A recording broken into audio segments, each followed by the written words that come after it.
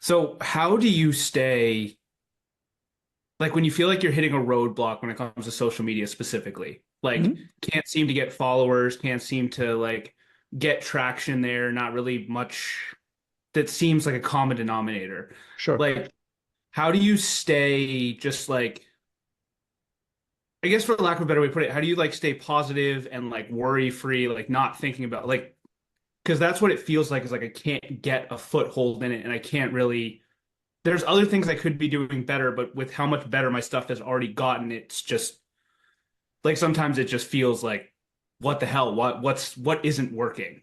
Right. You saying that seems to be a bottleneck? Like you feel pretty good with everything else? And no, I mean there's always plenty of stuff I can improve on, but I just like I don't understand sometimes how I'm not expecting like massive growth because there are things I Sure. could be doing better and things I can be doing more of, but like it's been so stagnant. Yeah. With things Yeah. hitting, it's just it's a One thing like that I've it's definitely noticed is that social media definitely comes in ebbs and flows. I mean, it does the same on mine. Now, I also go through phases where I care or don't care in different amounts towards it. So that contributes. I'll tell you what I do to get out of a funk with it, which is I look for inspiration from other people. Do you know, Adam, other folks who talk about the same sort of subjects as you? Doesn't have to be the exact same subject, but parallel subjects as you. Yeah, call it like they milk it towards the same audience with their content. Who do it with the same style of content that seems to work for you, right? Whether they milk it with memes, whether they do it with written stuff, whether they do it with videos. Can you think of a few people who do that and seem to be doing really well with it? yes. I mean, it's hard to really know exactly, but people that have bigger followings than I do, sure. Yeah, absolutely. Okay. So what I'll usually do whenever I want to get out of a funk is I'll think of the people like that meet that category, right? And I'll go to their accounts and I'll do it on a desktop because I just find it easier. But I'll do it on a desktop, and you can kind of hover over people's posts, and you can see Mhm. what the engagement got.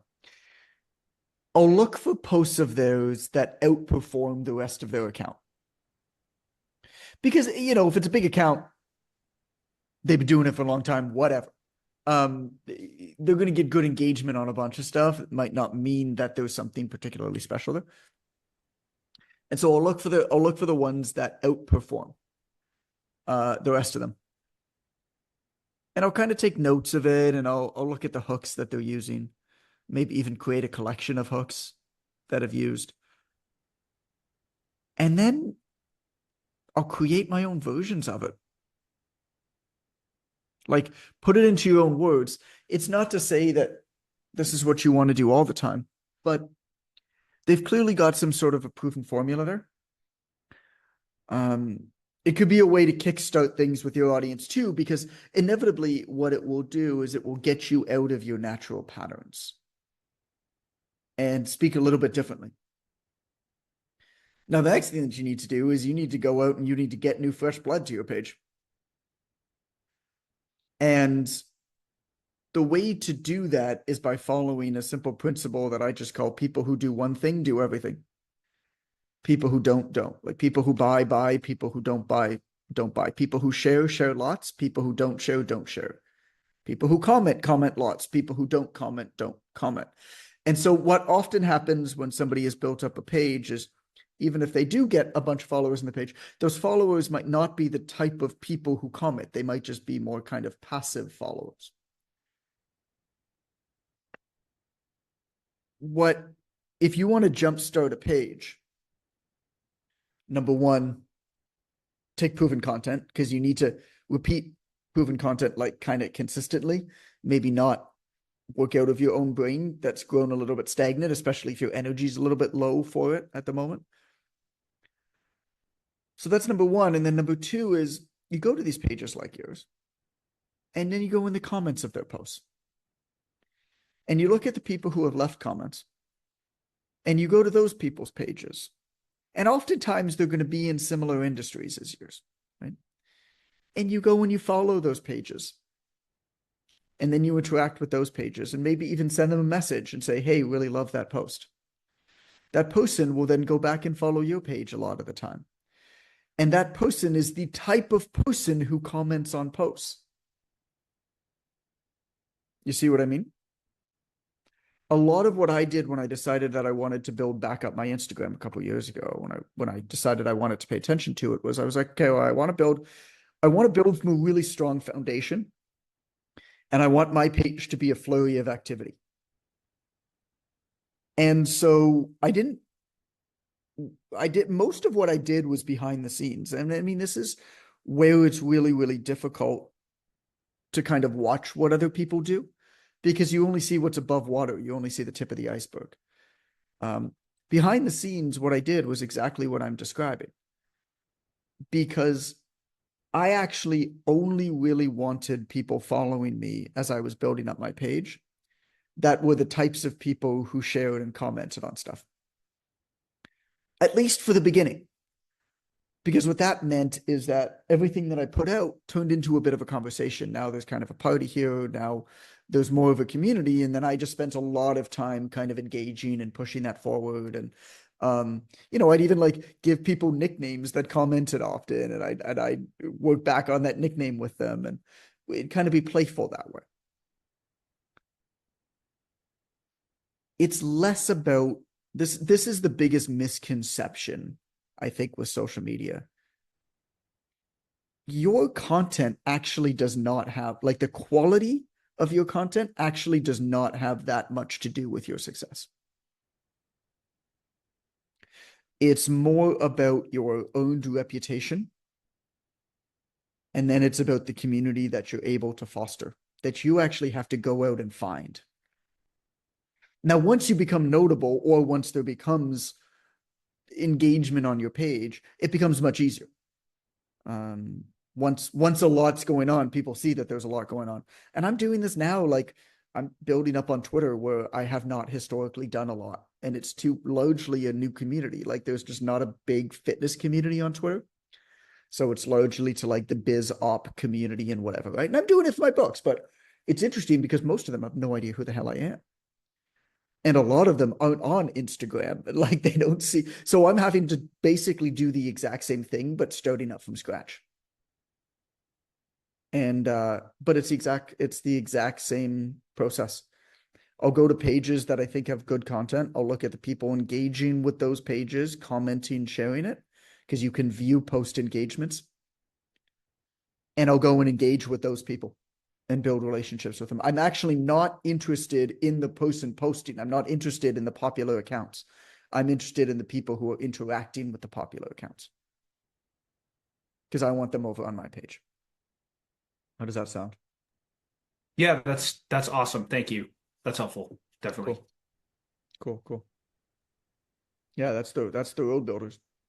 I mean, that's the stuff that you don't see, right? Um, a lot of people will give the advice of like go to a popular account and I mean, basically in not so many words, copy what they do. Uh, which is, you know, I don't think particularly bad advice. Like there's not that many things that you could be saying and not many ways that you could be saying it really. Um, Sveta, what's this about you signed a client with from a collaboration?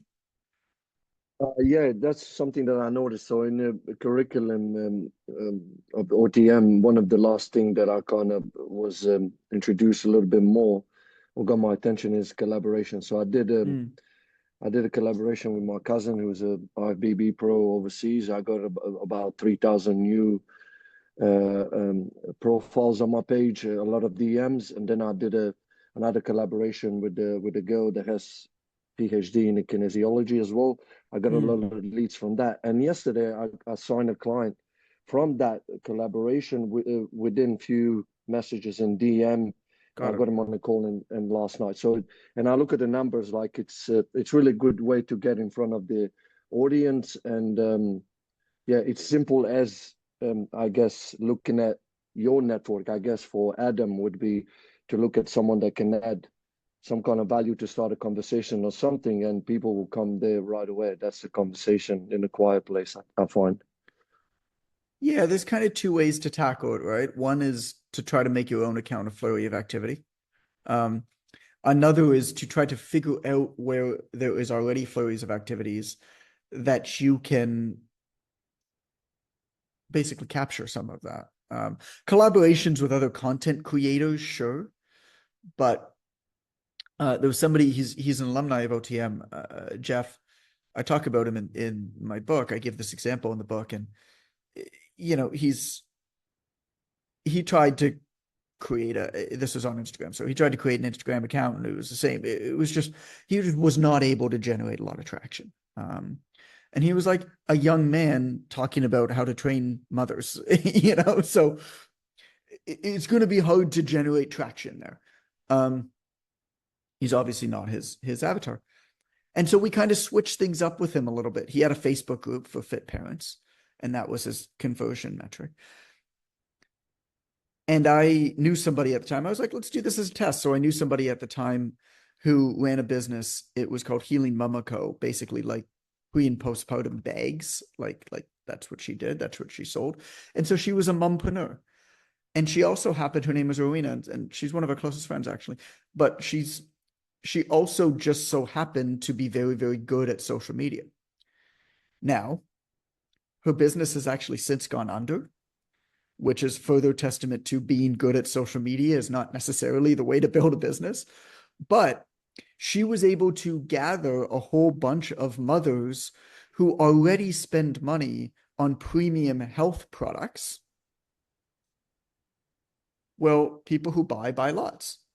People who buy premium health products that are mothers buy lots of premium health products. They are the type of person who would also buy premium coaching. And so Jeff, what we basically said to him is like, don't even worry about generating leads from your Instagram page. Like, let's just try this instead. Turn your Instagram page into effectively a sales page. Like, it's there for nurturance, it's there for answering questions, it's there to showcase who you are and the people that you serve.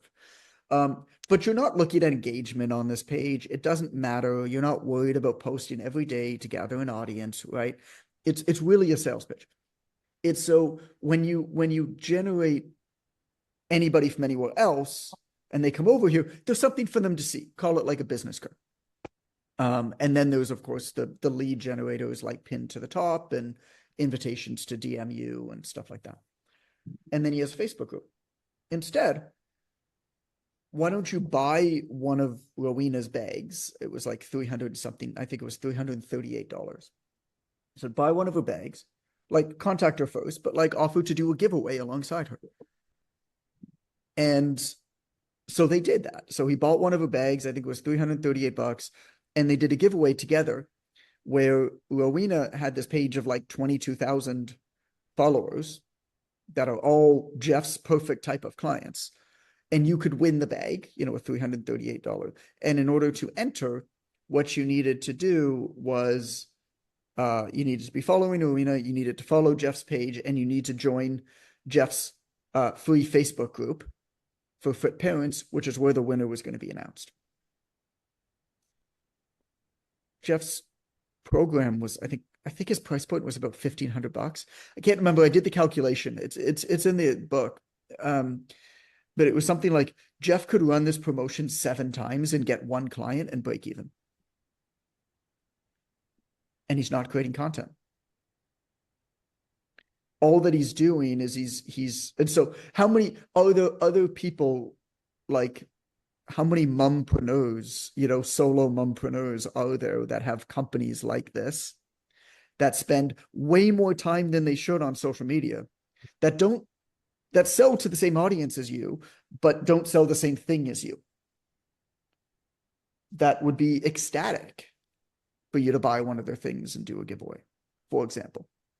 So that's another option as well. Anything else on that topic, guys, before we move on to another? Guys and gal, this is like exactly the fitness industry right here. Call it a post office. Too much mail. Okay. Okay. Next topic. What's up? Hey John, how are you? Hey, what's up, Elena? The I'm gal. just, it's me. Oh no, I'm I think here. there's one. There's one. Oh no, Valerie's here too. Um, There's a few. so I think I asked this the other day in on the Yes. post that you made. Mom of three here, got a 3 month old at home, running my Hmm. business solo. I'm tapped out and I'm Yes. constantly feeling like I can only get like one thing done a day. And while that's fine and dandy, an extra set of hands would be fantastic. Now, I don't Right. necessarily have the a ton of revenue right now coming in, but I feel like a hire could give me some breathing room. And I Sure. don't know what that hire could be, or maybe you have recommendations. Got it. Yeah, I had notes here based off of your question because I was going to cover it. So let's do it. I like this question because my approach is a little bit different than what you'll often see. I mean, I don't know who you should hire, but I do have a process that you can follow to help figure it out. Yeah, I don't know who you should hire, but I do have a process to help you figure it out. You want to hire for skills, you want to hire for specific things. Instead of saying, I need a person, you say, I need help with X, I need help with Y. And so the process is this. This is actually something my dad taught me. You take a piece of paper, you know, when you have a spare couple seconds, if you ever have a spare couple seconds, and you're going to write out like basically a business tree, like an org chart, which is funny if you're a solo business person, but you're going to write out an org chart. So every fitness business like ours has kind of three main branches, right? Call it customer service administration. Branch number two is sales and marketing. Branch number three is client care. Under that comes coaching, comes programming, all that kind of stuff. So on this org chart, you have yourself as the boss up the top. Then you have the three branches. Under each branch, you're going to create as many branches as there needs to be. And so every single task that somebody needs to do, every single job that somebody needs to do is a branch, like it would be in an org chart. Answering email, responding to client inquiries, creating the content, the DM conversations, the sales calls, building the programs, doing the coaching calls, right? However many you think is reasonable, there's no limit really. Obviously, don't get too nitty gritty, but like however many you think is reasonable. And then in every single one of those boxes, you're going to put a name. And it's going to be your name in every single one of those boxes. The process of systematizing and operationalizing a business is to systematically replace those names. It might start slow at first. You might be able to find one person who replaces multiple names. But over time, if you decide you still want to work in the business in some capacity, then you keep your name in the boxes that you want to be in. Or, I mean, even like OTM, my name is not Yeah. in any of these boxes, right? And so over time, that's how you kind of have to do it. Now, the next question is, okay, well, what order do I go in? And there's a couple filters that you want to work through here. So the first is, what do I hate about this thing? Right? What do I feel like I really need to do that has to get done, that's actually important to get done, that I just drag my feet doing? Some weeks I'm able to motivate myself to do it, kind of, but not that good of a job. Most of the time it doesn't get done, and then I feel guilty for not doing it. There's always going to be a few of those. Those are probably going to be first. The first step is to, figure out whether that actually is something that needs to be done. The second is to find somebody whose brain works opposite than yours and actually likes that type of thing. The second are just like, okay, well, probably sales, marketing, like the high revenue levers. There's just a lot more problems that you can solve when you have excess money and very few problems that you can't solve when you don't. And so it's just going to kind of always come pretty early on in the process is hiring for those types of roles. Or freeing yourself up so that you can do a much better job and spend more time in those types of roles, if those are the types of roles that really self-select for you. And so you go through that matrix and it should become pretty clear. Okay, I need somebody for this. I need somebody for this. I need somebody for this right now. And then you think through and you kind of work backwards. Where is the skill already being demonstrated in my life? It doesn't have to be in a fitness specific role. The biggest mistake people who run online fitness businesses make when they hire is they think that they need to hire somebody who knows anything about online fitness businesses. Drea, who is the coaching lead for this mentorship, she's phenomenal. Her background is in retail at clothing stores. You want somebody who's a great coach and great customer service, who understands selling, who understands rejection, who understands all of that. That's where that skill is demonstrated at a high level. Obviously, if you want somebody to build your programming, you need somebody who's good at programming, but that person does not need to be good at the sales aspect or the entrepreneur aspect of fitness. They need to be good at the programming aspect. And so then it becomes very, very easy to hire somebody very, very part-time. And you know exactly what skill set you're hiring for. And you hire them for that skill set. And you plug them in that box. And that frees up your time and hopefully some mental capacity to focus on the highest growth leaders that you can in the business.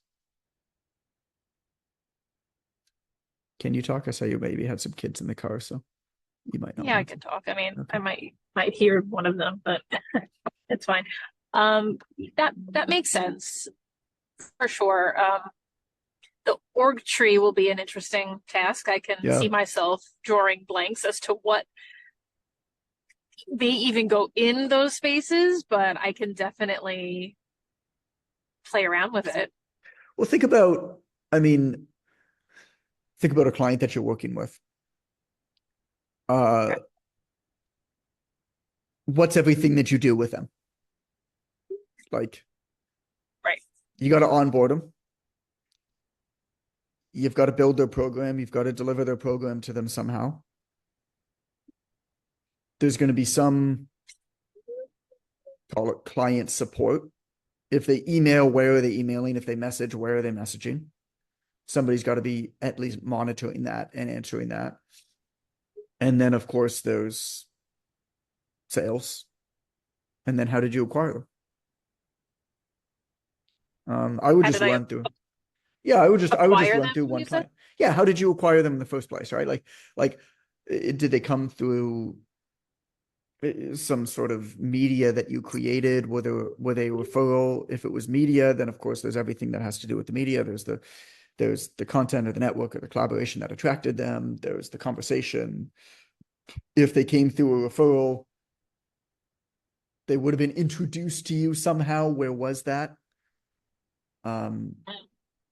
And then probably a phone call. I mean, that's it, I think, for most of you. Okay. Yeah. Okay. Yeah. You don't need to get too granular. Yeah. I mean, that definitely makes sense. I think for me, at the moment, it's like I get, I've heard you say it before, and for some reason my brain keeps diverting back to like I get sucked in to the social media like content game. Mm-hmm. And it screws with my head. And kind of, I really would love some, just like occasionally, maybe like some distance from it, so I'm not like constantly in it. If that makes sense. Right. Working on whatever mindset barrier that is, but I feel like just that, like you're saying, like having somebody that is different from me could be very helpful, I think. Having somebody who thinks different, for sure. It's I think people underestimate just how much you can reuse existing content. You will notice it, and you might even cringe at it. I have not created a single new piece of social media content on Instagram in over 3 months. Not one. For anybody who follows me on Instagram, if anybody who follows, have you noticed? Maybe. It's funny you say that because I was doing exactly what you were telling Adam to do the other day, and I was like, you know what? Let me just see like how he structures his stuff, and I was like, I'll be damned. There it is. Like Right. it's on repeat, like with a couple of weeks or whatever in between, but it's on repeat. Yeah, and I mean, look, is that ideal? No, the answer is no, it's not ideal. But does it work more than good enough for everything, every reason that I need it to work? Absolutely. And does it mean that my life isn't owned and run and operated by a social media company? The answer is yes. And so you can even take it and work the same pieces of content into threads too, right? Like if you have single pieces of content, I mean, with written stuff, it's easier, but even videos, I mean, I don't do a lot with video. I'm starting to now, but I'm not touching it. But what people do with videos, a lot of the top ones, is they build out their video content in an almost modular fashion where, the same piece of content, something you talk about, for example, on leadership, could be also perhaps something that hits on the topic of transparency, or responsibility, or whatever. Like it could hit under a lot of different buckets usually. And so what will happen is somebody will create, piece of content that's like a module, and then they'll use it in a whole bunch of bigger pieces over time.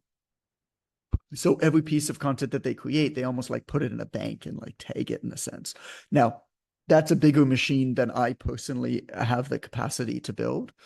But the only reason that I say this to you is, to a lesser extent, I do that with written stuff.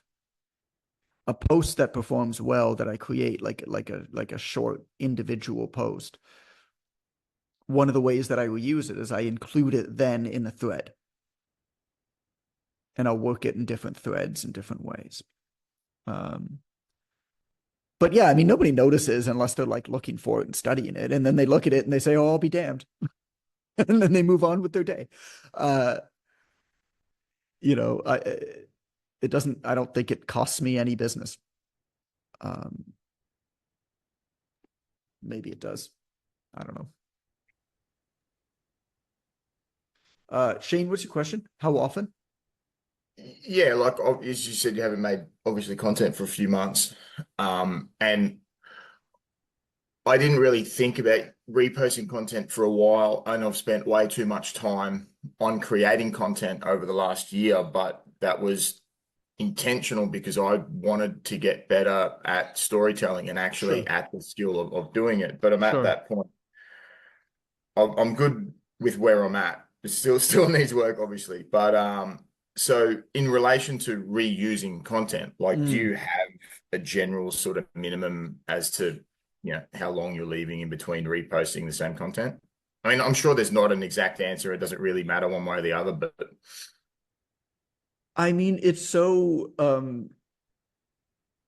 hilarious. Let me show you this. Just at how hacked together my system is. Um, can you guys see my window here? yeah. This is my notes file on my phone. I think Notes, like Apple Notes, is the single greatest productivity tool ever invented. Like you can see mine here, like this is how I organize my life, on the left. But usually on a Sunday, what I'll do is I will literally just sit down for 20 minutes and I'll swipe through my phone on my Instagram feed, and I'll just see kind of what I'm feeling. And then I'll just copy that post link here. And then, I mean, now I'm not doing it. Now my team's doing it because I don't even want to log in anymore. But what I did for like a few years is, you know, I just open these back up and I'd screenshot the post and then I'd recrop it and I'd copy the caption, or sometimes I'd make a new caption if I felt like making a new caption. If it had a date in it, maybe I'd like change the date, you know. Uh, and then I'd repost it. It was like that's my entire system is that. Uh, you know, I'm not I'm going to initially scroll about 3 weeks, give or take. But I have definitely made the mistake of like posting something before that was posted the week before. Nobody said anything. I think if I did it all the time, somebody would.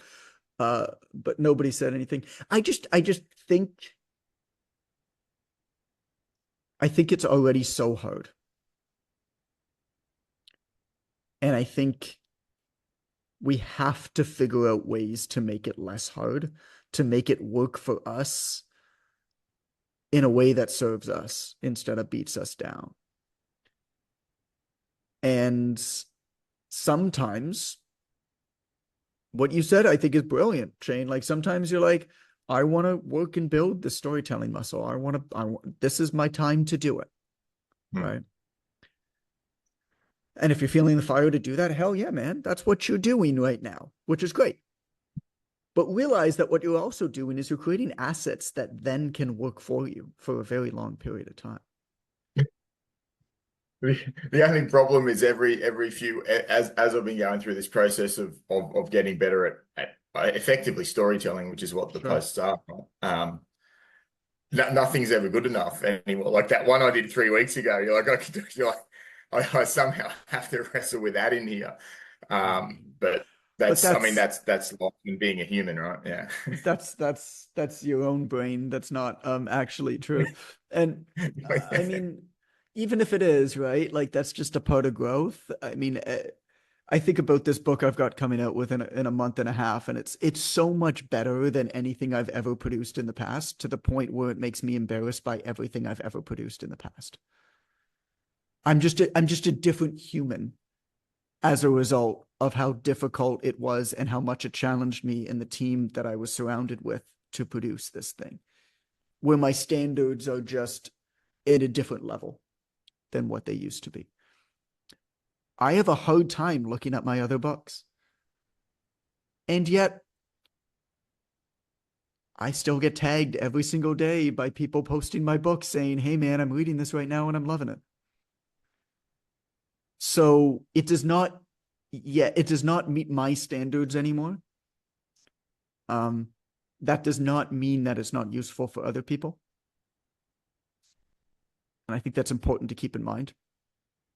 Yeah, Ignite the Fire was the first book I ever read on personal training, just so you know. Bro, I wrote that when I was 24 years old. Yeah. I'm 39. All right, you would cringe so much reading it yourself, wouldn't you? I can't even look at that book. Yeah. I can't even look at it. It's just not who I am anymore. But that's fine. That's fine. People still find it beneficial, and I'm grateful for that. So, and some of the stories in that book and some of the lessons from that book, I have taken and reworked. And so, maybe next time you go through a period where you really want to focus on creating content, you go through your feed, you do a quick back of the napkin assessment of what outperformed other stuff, like what seemed to kind of hit, like what resonated with people, and also just like what felt good to you. You write down those notes and you basically refilm them. Refilm them, rewrite them. I don't know about you. I don't have that many good ideas. Like, it's just basically saying the same. I mean, being a fitness professional on the internet is saying the same 8 things over and over again for your entire career. I don't have 8. I mean, I maybe have 3. Yeah. Same thing with clients, right? It's just not that much. And so I think it's cool to have periods where you're creating. I think it's call it like in uh in psychology, there's a phenomenon called the explore exploit phenomenon. There's times when you should explore, forge new ground, try out a new restaurant, right? And then there are other times when it's better to exploit. I'm already comfortable here. I know I already like the hamburger at this restaurant. I'm gonna just go back to that same place. I think we look at this the same way. Zach, what are you thinking, man? Beautiful backdrop. Thank you. Thank you. I'm just outside in San Francisco, near the bridge. Yes.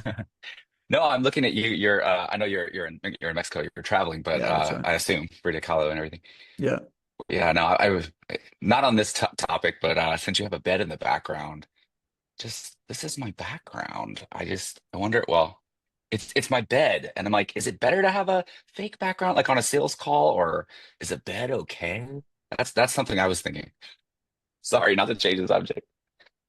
Let's see the bed. Turn off your background. God, here we go. Video settings. I don't know. I don't know I how mean, to I do think that. I mean, I think the yeah. answer is it Oop, probably doesn't matter. Uh, you know, it's kind of become it's like back in the day, this is obviously before Allison and I started dating, but like, that's it. right. I mean, back in the day before Allison and I started dating, if you met a girl on the internet, you didn't tell anybody that you met her on the internet. Like you didn't tell people that you met on a dating site. Now it's like weird to tell people that you didn't meet on a dating site. I think it's kind of the same. Working from home has become so normalized that people expect it. I mean, it would almost be more odd if you had like a corporate background behind you. So Right, right. as long as your bed is like made and not disgusting, um, I would almost, I mean, I don't know what you have. I don't know what those photos and stuff are, but I would almost, Of like image, like I don't know, abstract, geometric. yeah. So, I mean, that doesn't do anything for you, but what I like to do is I like to seed certain conversation topics and connection points in my backgrounds. I obviously don't have it here because this is a super temporary background, but I like to seed certain connection and conversation points in my background. Mhm. And so when I'm sitting at my desk at home, I have a monkey lamp, I have a stick, I have a very special clock with a very special saying, I have a Ken Griffey Jr. Upper Deck 1989 rookie card, I have a Calvin and Hobbes comic. All of those things are behind me at my desk. And all of those are points of connection. It's not, to me, it's not like a professional or unprofessional thing. It's more people want to connect with humans. The faster and more seamless you can make that happen, either by what you say or by what's around you, that's obviously important to you because it's in your home. People know you're working from home. I think the better. And so whether you actually have a conversation about it or not is a different question. Like whether somebody's going to have a conversation with me about Calvin and Hobbes or whatever. I might bring it up. I might not. But oftentimes I'll be, I'm doing so many podcasts now. Like this is recording number 4 of the day for me. And I'm just doing a lot of podcasts now in promotion of the upcoming book. And I don't know some of the podcast hosts. Like the PR team has set it up or whatever it is. And the first thing they do when they jump on the call sometimes, like, yo, sweet baseball card. Like immediately now there's a connection. Mm. So I don't care that there's a bed behind you. I don't think that matters. What I would do though, if I were you, is actually use your background to try to create some sort of connection points that you can thread that are important to you, that perhaps have a very quick story that you can tell about it, that will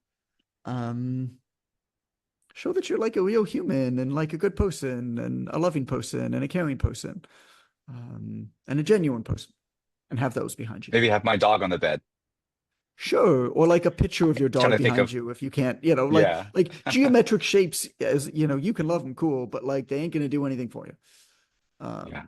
in your background. It's like it's like going to the dentist office and you have, the wall art of the flower pot or whatever. Or like So bad. my dentist has this one YouTube video that's about 7 minutes long that repeats of birds. And I'm like, you must have given this video like 1 million watches at this point, because they just have it on repeat. The last 3 dentist appointments I've had, they've had the same. So that's at least a year and a half. The same one video on repeat for 7 minutes. I'm like, you could be doing so much more with this space. um, One other quick thing about this, the visuals and stuff.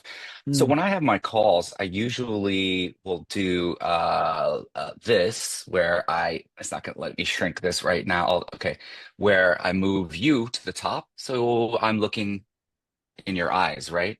But I sure. noticed that your camera is, I mean, you're lower, so you're not really you don't look like you're. Do people need to feel like they're being looked at in the eyes on camera like you would in On person? sales Does calls, that it matter? probably helps. I mean, my true Yeah. answer is I don't know. My other almost embarrassing answer is the reason why I look low is because my setup is so janky that like this is my setup right now. I mean, it's like that's what my phone is leaning on. That's acting as my camera. Um, and so the reason that I'm looking low is because you're on my computer and my phone is above you, and I have yet to buy a tripod that actually brings my phone down a little bit lower to use that as the camera. It's not ideal at all, but that's why my setup is this way. It's not by design. Is it better to look people in the eye? I mean, yeah, probably. Uh, Probably it's better to look people in the eye. Does it really make a huge difference? You'd have a hard time convincing me. If all Mm, else is equal, yeah, it's probably beneficial. Is it something you should worry about or think about? Me. mm. There's a story that I like about Bezos. And basically what happened was he went to Y Combinator, this big startup incubator, and he was trying to Yeah. sell them, this is many years ago, on Amazon Web Services, on AWS. And so Amazon Web Services is like a database, basically hosting company, right? And it's actually like a large part of Amazon's profit. But this is one who was starting up and he was trying to sell them on it, all these startup companies. And he told them a story and he said, I was touring a couple of weeks ago, I was touring all these 100-plus-year-old Belgian beer makers in Belgium. And they told me that there was a period where electricity was invented.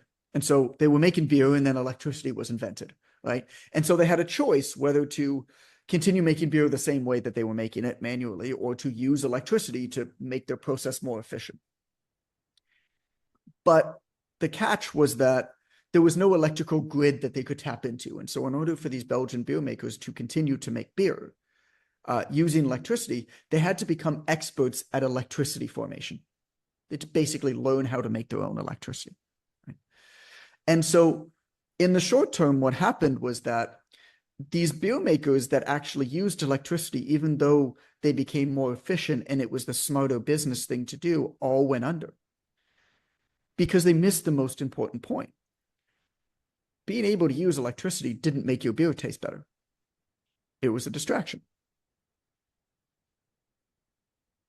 And very, very quickly, the electrical grid was created and all the other ones caught up anyway. And so I liken that to a lot of these types of questions of like, what phone should I use? What microphone should I use? How do I edit my videos better? How do I whatever? It's like, not going to make your beer taste better. You know, Mhm. I just don't, out of all of the things that we could be worrying about. And I think about these things too. I bought like $6,000 worth of video equipment, man, and never figured out how to use it. I sold it for half the price like 4 months later. It was stupid. But like I do the same thing. Yeah. And yeah. Cool. If all else is equal, do it. If not, don't stress about it. That's my answer. Got it. But get Thank a you. picture of your dog behind you. Yeah, exactly. Like honestly, like a picture of your dog behind you and one or I have two one. Yeah. items that represent hobbies is going to do way more for you on sales calls than you being able to have your camera at perfect eye to eye. Got it. I would say that. Cool. I'll redecorate. Thank you. Redecorate for sales calls. Yeah, exactly. Cal, you asked this question in the Facebook group too. You said, what would you tell your younger self? My question to you back is, how young am I when I'm telling myself this younger self? What era am I in? Straight out of college. Oh shit. Okay. Straight out of college, what I would say is, and I did this to some extent unknowingly now, but I would have taken much greater advantage over it, which is recognized the tremendous false economies that exist when you're young, where you're made to believe that you should optimize perhaps for money or even recognition, when really what you should be optimizing for is self-development and connection to people who are farther ahead from you. Personal training is a very, very rare career that way, where I don't know any other career where you could be some dumb shit 22-year-old who doesn't know anything and have the most successful people in your neighborhood paying money every single month to spend time with you. What I wish I told what I would tell my younger self now is take way more advantage, ask way more questions. Take your clients out for deli sandwiches after their workouts way more often. I did that a little bit. I did not do that as much as I should have. And put myself in the right rooms. And I didn't do this until much later in my entrepreneurial journey, probably 27, 28, not straight out of college, but put myself in rooms, even as like volunteers and like business communities and stuff like that. Like if there's an event that you want to attend, like see if you can volunteer at it, for example. Trying to and going in there and not trying to impress people with what you've done, instead telling other people how impressive they are to you and being very complimentary of them, even if you've done great things. I was way too ego driven when I was young. Even when I found myself in those types of rooms when I was 26, 27, 28, when I built some stuff that was like kind of cool, and I joined some communities of high-end business owners, interdisciplinary and fitness. I thought that the way to ingratiate myself to others was to impress them with all of my achievements. And of course, what happens then is they nod and they go, that's so cool, man. Good for you. I just got to go to the bathroom. I'll hit you up later. And that was it. That was it. Those are a couple of my regrets in those times. Awesome. Thank you. You got it, man. We can hit one or two more questions if you have it. It's been a fun so all I have over the another place. question. Sure.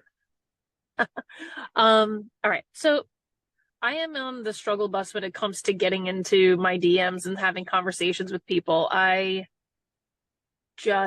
like they are not engaging in some way, I'm like, Yeah. I just don't go for it at all. And my coach is like, I gotta get over it, but I'm like having a hard time getting over it. Do you Okay. have suggestions in that arena? Your coach is right. You have to get over it. If you're unwilling to get over it, or if it's a serious block, then that's going to be at the top of your list of things that you're going to need to find somebody else to do on your behalf. That is, I mean, conversations with leads that are not even leads yet, consultative conversations that way. That's the top of your funnel. the bigger you make that, the better. That's not something that can be ignored. It's not something that you have to be the one doing, however. And so some people love those conversations. They light them up. Other people really, really struggle with it. I'm like you. I would never be able to do it myself. So I feel you on that. But it's very, very important.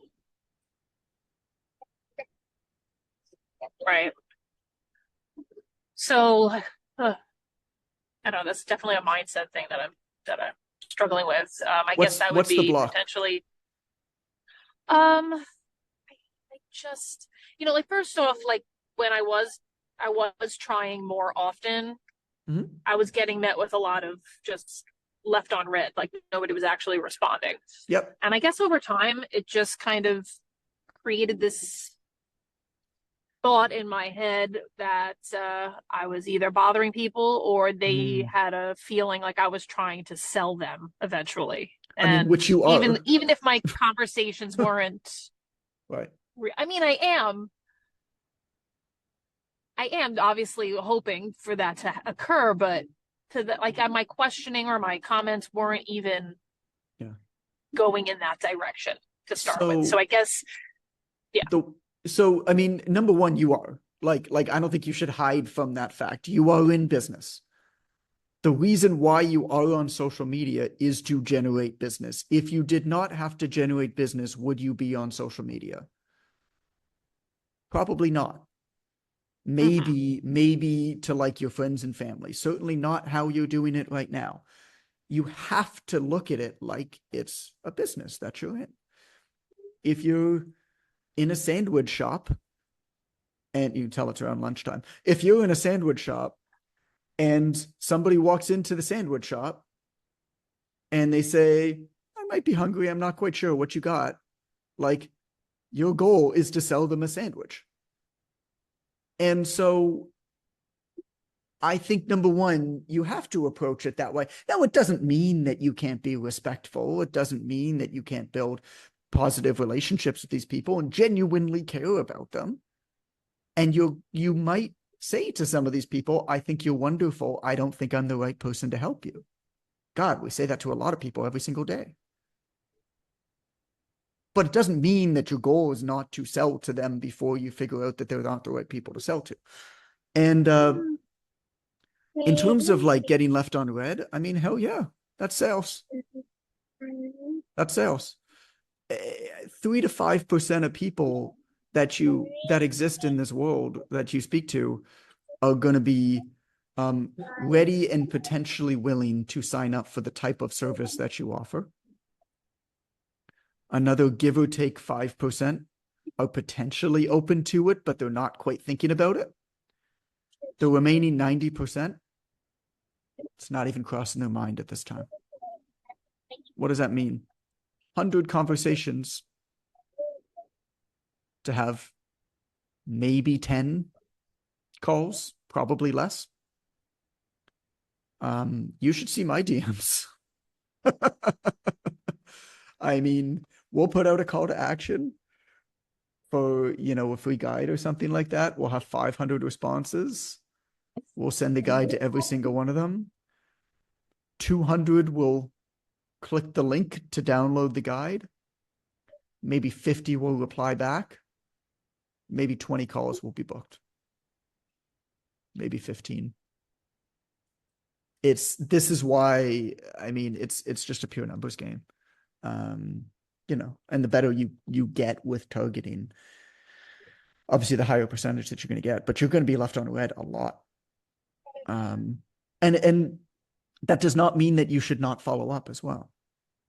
You should follow up respectfully. You should follow up with additional reasons. Hey, I was just thinking about you. I know that you initially wanted this guide on mobility. A lot of the women that I work with also have trouble fitting in protein in their breakfast. I just put together just like 3 quick ways that I did it with 3 kids. It kind of adds on to the breakfast that I'm making the kids. Hey, you interested? I can send you a quick PDF with that. You follow up to the same person a week after they left you on red. and you make that offer to them, for example. Yeah, that makes sense. And they might respond, they might not, right? But I mean, occasionally they'll say, please don't message me again, and so you don't. That's it. You know, like, what do you think? What do you think if you walk into a store, or if you inquire, you know, as to somebody's thing, and you're not quite that serious about the service, but they try to sell you? You're like, oh, they're in business. I'm not interested, but I respect that they're in business. Okay, that makes sense. Thank you. Okay, thank you. Hi guys, thanks for hanging out. This is fun. I'll get this up in the portal if you want to review anything and check it out. Obviously. See you later.